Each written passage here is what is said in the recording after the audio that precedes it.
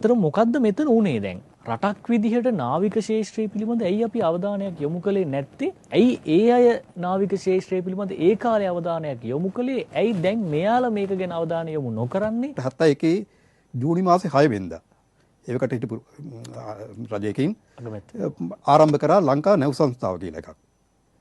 එතකොට අපිට ජූනි මාසේ 11 වෙනිදා ගෙනාවා ලංකා රාණි කියලා නෞකාවක්. විශාල නෞකාවක් ලංකාවට ගෙනාවා. පළවෙනි නෞකාව. පළවෙනි නෞකාව තමයි ලංකා රාණි වෙළඳ නමක්. නෞකාවක් ගෙනාවා. ඊට පස්සේ ඉක්මනට වගේ තව ගෙනාවා රත්න රාණි, කල්යාණි, සාන්ති, තම්මැන්නා, කීර්ති, සාගරිකා. ඔය වගේ නව් 10ක්.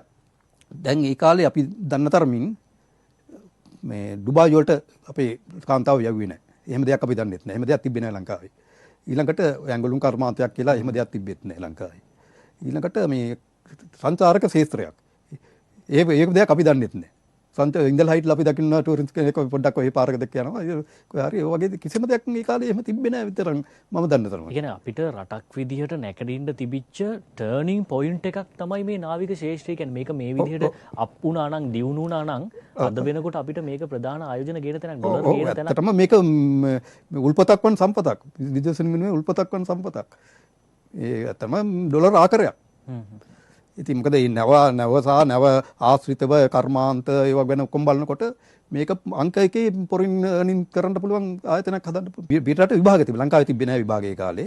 එතකොට පිටරට ඕස්ට්‍රේලියාව හරි එංගලන්ත හරි ගිහලා තමයි විභාග කරන්න ඕනේ. එතකොට රජයෙන්ම සල්ලි දුන්නා.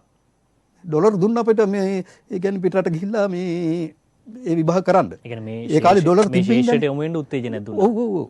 එතකොට මේ වගේ යවලා ඉතින් ඉඳලා කැප්ටන්ලා ඔක්කොම උනේ. Why are you so happy? What do you do? Merchant Navy. That's why you're happy, man. You are away from people always. That's the best way to be happy.